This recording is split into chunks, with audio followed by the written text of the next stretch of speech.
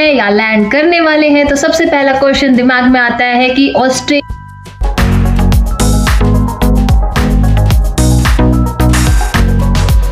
Hello everyone, कैसे हैं आप सब लोग। इस वीडियो में बैठ जाइएगा पेन कॉपी लेके, क्योंकि ये बहुत ही इंपॉर्टेंट वीडियो होने वाली है। क्योंकि जब आप लोग ऑस्ट्रेलिया लैंड कर चुके हैं या लैंड करने वाले हैं, तो सबसे पहला क्वेश्चन दिमाग में आता है कि ऑस्ट्रेलिया में घर कैसे ढूंढे, कहाँ से ढूंढे, कहाँ से हमें हेल्प मिलेगी घर ढूंढने के लिए। तो मैं आ गई हूँ आप लोगों की हेल्प करने के लिए कि आपको ऑस्ट्रेलिया में अगर घर ढूंढना है तो उसके लिए आपको कौन कौन से स्टेप फॉलो करने होंगे।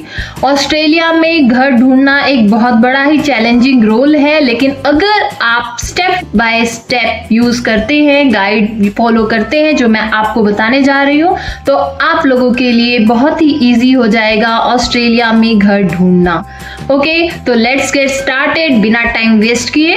तो सबसे पहला स्टेप जो है वो ये है कि आपको लोकेशन पता होनी चाहिए कि आप अपना घर कहाँ लेना चाहते हैं। जैसे कि आप कहाँ पे रहने वाले हैं, आप सिडनी रहने वाले हैं, आप मेलबोर्न रहने वाले हैं, पर्थ रहने वाले हैं, एडिलेड रहने वाले हैं, क्वींसलैंड रहने वाले हैं, आप रहने कहाँ वाले हैं। तो जब आपके माइंड में लोकेशन क्लियर हो जाएगी तो गाइज आपका डिसाइड हो गया कि आप लोग रहने कहाँ वाले हैं, लोकेशन आप लोगों ने डिसाइड कर रखी है। उसके बाद जो आती है उसके बाद आता है आपका ऑनलाइन वेबसाइट। ठीक है, ऑनलाइन वेबसाइट का मतलब क्या है, यहाँ पे कुछ ऑनलाइन वेबसाइट्स अवेलेबल हैं ऑस्ट्रेलिया में, जिनके थ्रू आप अपने लिए रेंट के लिए हाउसेस देख सकते हैं, घर देख सकते हैं। ठीक है, तो मैं उनके नाम बताने जा रही हूँ। कुछ हैं जैसे कि आप रियल एस्टेट करके है एक, और एक है आपका डोमेन करके।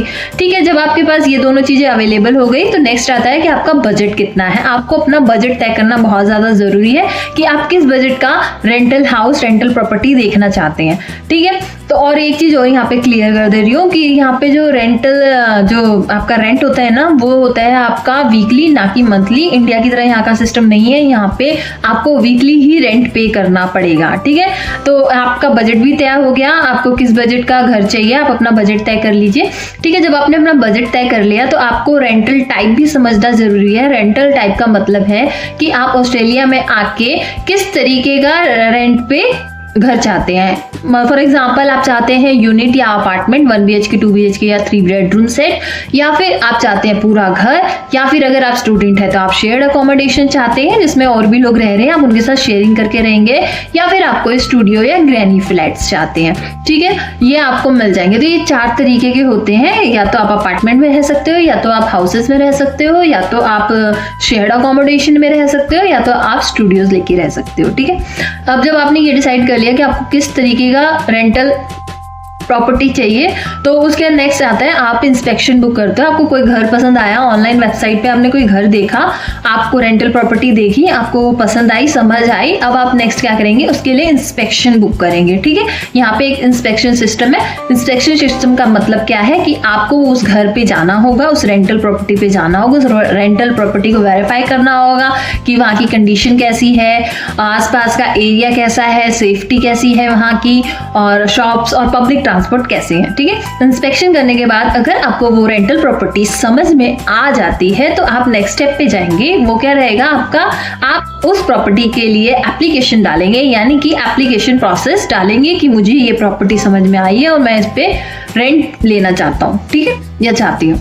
ठीक है, तो फिर उसके नेक्स्ट आएगा आपका process, application process. Application process के लिए आपको क्या करना होगा, आपको अपना पासपोर्ट और वीजा तैयार रखना होगा। आपको अपना पासपोर्ट, वीजा, और फिर आप वर्क किस वीजा पे आए हैं, ठीक है, तो उस हिसाब से आपकी स्टूडेंट आईडी और वर्क परमिट चाहिए। उसके बाद आपका पे स्लिप या बैंक की स्टेटमेंट चाहिए होगी। आप अगर पहले से यहाँ रह रहे हैं तो आपका प्रीवियस रेंटल एग्रीमेंट चाहिए होगा, या फिर एम्प्लॉयमेंट या फिर यूनिवर्सिटी का एनरोलमेंट लेटर चाहिए होगा। ये है आपका एप्लीकेशन यहाँ पे प्रोसेस। उसके बाद क्या आता है आपका बॉन्ड और रेंट। ठीक है, यूजली यहाँ पे क्या रहता है ना कि 4 वीक का जो बॉन्ड है और 2 वीक्स का जो रेंट है वो आप आपको एडवांस पे करना पड़ता है। ठीक है, समझ रहे हो? 4 वीक्स का बॉन्ड, यानी कि 4 वीक्स का जो रेंट है वो एज अ बॉन्ड आपको देना होता है और 2 वीक का रेंट आपको एडवांस में पे करना पड़ता है। ठीक है, बॉन्ड जो होता है वो स्टेट गवर्नमेंट के पास होल्ड रहता है जब तक आप उस प्रॉपर्टी पे रह रहे हो, यानी उस रेंटल प्रॉपर्टी पे आप रह रहे हो। जिस दिन जिस वक्त आप वो प्रॉपर्टी खाली करेंगे, आप एप्लीकेशन डाल दीजिए तो आपका जो वो बॉन्ड है वो वापस हो जाएगा। ठीक है, उसके बाद आता है जब आपने ये बॉन्ड और एडवांस दे दिया, उसके बाद आता है आपका लीज एग्रीमेंट साइन करना। ठीक है गाइस, लीज एग्रीमेंट साइन करते वक्त लीज एग्रीमेंट को ध्यान से पढ़ लेना। ठीक है, ये 6 या 12 महीने का ही होता है। ठीक है, जो टर्म्स एंड कंडीशंस हैं उसको अच्छे से समझ लेना बहुत ज़रूरी है, क्योंकि बहुत सारी टर्म्स एंड कंडीशंस उसने लिखी होती है फॉलो करने के लिए, मेंटेनेंस के लिए क्या चाहिए, क्या प्रॉपर्टी चाहिए, ये सारी चीज़ें आप अच्छे से रीड कर लेना। एक चीज़ और ऐड करती हूँ, ऑस्ट्रेलिया में इंडिया की तरह नहीं है कि आपने रेंटल प्रॉपर्टी ले ली तो आपको कोई देखने वाला नहीं है। यहाँ पे हर 3 महीने या 6 महीने या 4 महीने पे इंस्पेक्शन होती है, यानी कि जिसके थ्रू आपने प्रॉपर्टी ली है, जिस एजेंट के थ्रू आपने प्रॉपर्टी ली है, वो हर 4 मंथ पे आपके यहाँ आएगा, देख के जाएगा कि आपने प्रॉपर्टी की कंडीशन कैसी रखी हुई है, वर्स तो नहीं कर रखी है, सही से मेंटेन करके रखा है या नहीं रखा है। अगर उसको थोड़ा सा भी ऊपर नीचे लगता है तो वो हो सकता है कि आपका जो रेंटल एग्रीमेंट है वो बीच में ही डिसकंटिन्यू कर दे। ठीक है, तो ये सारी चीजें हैं आप लोगों को जो याद रखना है, और अगर आप इसी स्टेप से फॉलो करेंगे तो इजीली आपको यहाँ पे रेंट पे हाउस, रेंट पे अपार्टमेंट, रेंट पे शेयर्ड अकोमोडेशन या फिर स्टूडियो मिल जाएगा। अगर वीडियो अच्छी लगी हो, पसंद आई हो तो लाइक, शेयर और सब्सक्राइब करना ना भूले, और कमेंट करके जरूर बताना कितनों को हेल्प हुई मेरे इस प्रोसेस को बताने से। तो मिलते हैं नेक्स्ट वीडियो में, बाय बाय।